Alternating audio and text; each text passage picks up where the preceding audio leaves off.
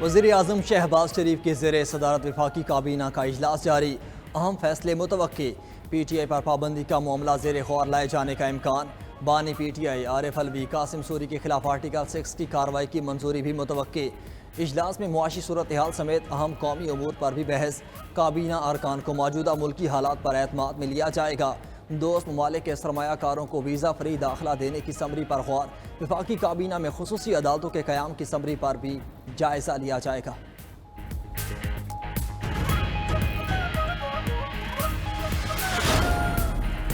ترجمان امریکی محکمہ خارجہ میتھیو ملر کا پی ٹی آئی آفس پر چھاپے اور پارٹی ترجمان کی گرفتاری پر اظہار تشویش۔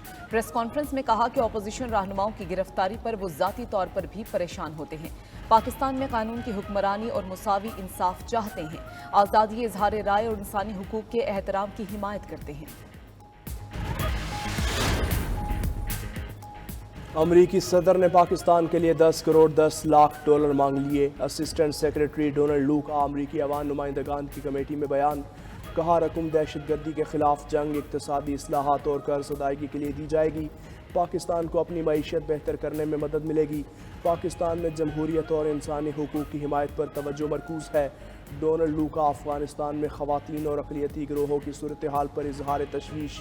کہا جب تک افغانوں کے حقوق کا احترام نہیں کیا جاتا، طالبان حکومت سے تعلقات معمول پر نہیں آ سکتے۔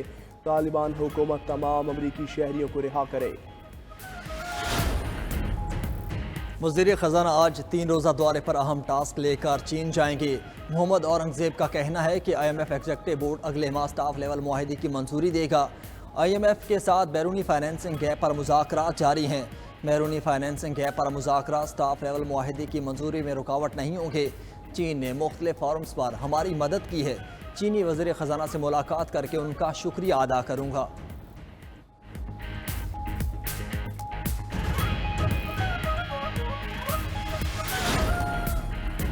پاکستان میں بدقسمتی سے آئین پر پوری طرح عمل درآمد نہیں ہو سکا۔ آئین پر عمل درآمد نہ ہونے کی بڑی وجہ غیر سیاسی عناصر کی مداخلت ہے۔ جسٹس اترمن اللہ کا نیو یارک سٹی بار سے خطاب۔ 9 اپریل کی رات عدالت کھولنے کی وجہ بھی بتا دی۔ کہا کہ اس وقت ایک چینل پر مارشل لاء لگانے کی باتیں کی جا رہی تھی۔ ایسی صورتحال ہو تو تمام عدالتوں کو رات کو کھل جانا چاہیے۔ آصف علی زرداری کے خلاف سوئس حکام کو خط نہ لکھنے پر یوسف رضا گیلانی کو ہٹانا غلط تھا۔ صدر پاکستان کو آئینی استثناء حاصل تھا۔ 18ویں ترمیم پاکستان کے لیے بہترین تھی۔ افتخار چودھری نے اسے عدلیہ مخالف قرار دیا۔ ججز تعیناتی میں مجھے ایک جج کو منانے میں 3 اور دوسرے کو منانے میں 2 سال لگے۔ لاہور کی انسداد دہشت گردی عدالت میں عسکری ٹاور حملہ اور جلاؤ گھیراؤ کا کیس۔ عدالت نے عمر ایوب اور اسد عمر کی حاضری سے معافی کی درخواست منظور کر لی۔ عدالت نے ملزمان کی عبوری ضمانت میں 2 اگست تک توسیع کر دی۔ اعظم خان سواتی اور مسرت جمشید چیمہ سمیت دیگر ملزمان پیش ہوئے۔ دیگر ملزمان کے شامل تفتیش نہ ہونے پر عدالت کا اظہار برہمی۔ ریمارکس دیے کہ ملزمان حلف لکھ کر دیں کہ وہ شامل تفتیش ہوں گے۔ ملزمان کے وکلاء بحث کریں ورنہ میرٹ پر فیصلہ کر دوں گا۔ اگر کسی نے تاخیری حربے استعمال کیے تو کوئی رعایت نہیں برتی جائے گی۔ بشرا بی بی کے خلاف مقدمات کی تفصیلات کے لیے درخواست پر سماعت۔ لاہور ہائی کورٹ نے حکومت پنجاب سمیت دیگر فریقین سے تفصیلی رپورٹ طلب کر لی۔ جسٹس طارق سلیم شیخ نے استفسار کیا کہ بتایا جائے کتنی ایف آئی آر اور انکوائریز ہیں۔ آپ نے نیب کو درخواست میں فریق نہیں بنایا۔ وکیل اشتیاق خان نے جواب دیا کہ جی نیب کو فریق بنا دیتا ہوں۔ جسٹس طارق سلیم شیخ نے ریمارکس دیے کہ پھر یہ درخواست کی سماعت 2 رکنی بینچ کے روبرو ہوگی۔ دوسری جانب اسلام آباد ہائی کورٹ میں بشرا بی بی کے خلاف درج مقدمات کی تفصیلات فراہمی کی درخواست پر سماعت۔ اسلام آباد ہائی کورٹ نے سیکرٹری داخلہ، ایف آئی اے، نیب اور پولیس کو نوٹس جاری کر کے جواب طلب کر لیا۔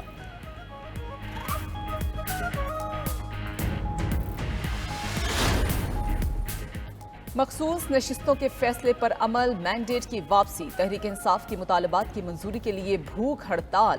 عمر ایوب کی صدارت میں بھوک ہڑتال کیمپ آج دوسرے روز بھی جاری رہے گا۔ بیرسٹر گوہر نے کہا کہ بانی پی ٹی آئی کی رہائی تک بھوک ہڑتالی کیمپ جاری رہے گا۔ عمر ایوب نے کہا کہ حکومت کی کشتی میں اتنا پانی آ گیا ہے اب اسے بچانا ناممکن ہے۔ اسد قیصر بولے کہ حکومت استعفیٰ دے اور دوبارہ انتخابات کروائے۔ عدالت کو دھمکانے پر مریم نواز کے خلاف توہین عدالت کی کارروائی کی جائے۔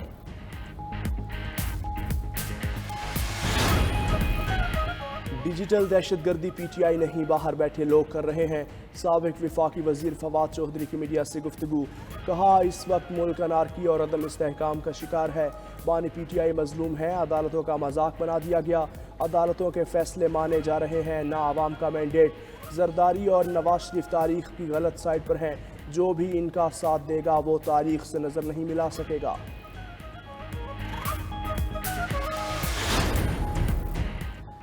وزیر اعلیٰ پنجاب مریم نواز سے فیڈرل ریپبلک جرمنی کے سفیر کی ملاقات. مریم نواز نے پاکستانی سفارت خانے پر حملے میں ملوث شرپسندوں کے خلاف جرمن حکام کے فوری ایکشن کو سراہا. کہا امید ہے جرمنی واقعے میں ملوث افراد کو کیفر کردار تک پہنچایا جائے گا. ملاقات میں دو طرفہ تعلقات کے فروغ پر تبادلہ خیال, اقتصادی تعاون, ٹیکنیکل ایجوکیشن میں تعاون پر گفتگو کی گئی.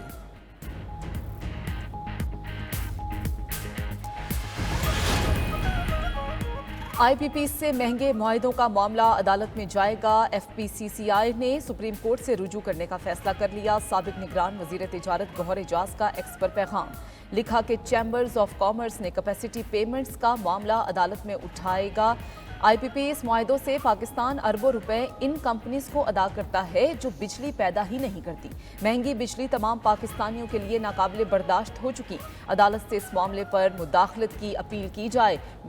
بجلی کی زیادہ قیمت شہریوں کو غربت میں دھکیل رہی ہے, کاروبار کو بھی دیوالیہ کر رہی ہے.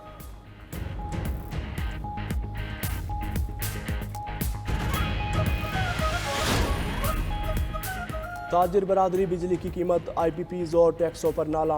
بھرپور مزاحمتی تحریک چلانے کا اعلان. اس وقت ملک میں معاشی اور سیاسی بحران ہے. 25% صنعتیں بند اور کاروبار تباہ ہو گیا. حکومت کو مزید ٹیکس نہیں لگانے دیں گے. تاجروں کا دو ٹوک پیغام.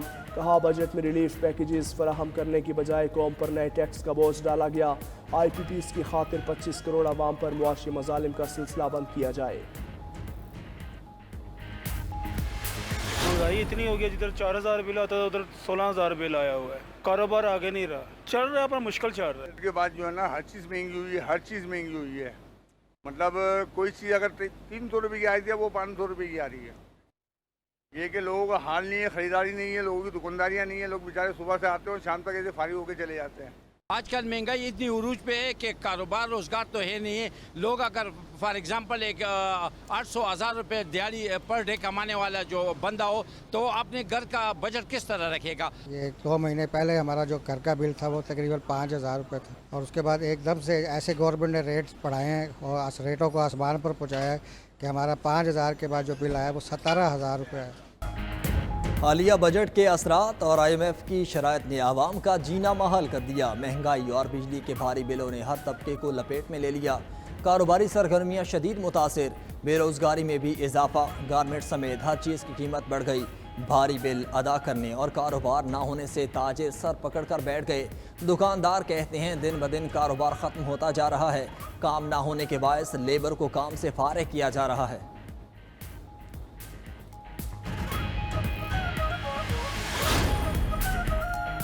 سوات کے مقامی افراد کا احسن اقدام. مہنگی بجلی اور لوڈ شیڈنگ سے نجات. تحصیل مٹا کے علاقے ڈاک میں مقامی طور پر پن بجلی گھر قائم. عوام کو صرف 500 روپے میں مہینہ بھر کی بجلی ملنے لگی.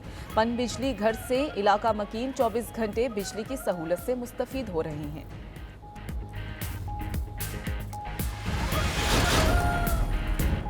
سماجی رہنما سارم برنی کی بیرون ملک بچے سمگلنگ کا مقابلہ.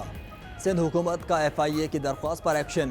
سندھ حکومت نے سارم برنی ویلفیئر ٹرسٹ کے معاملات اپنے ہاتھ میں لینے کا فیصلہ کر لیا. سندھ حکومت کے محکمہ سوشل ویلفیئر نے ہدایات جاری کر دیں.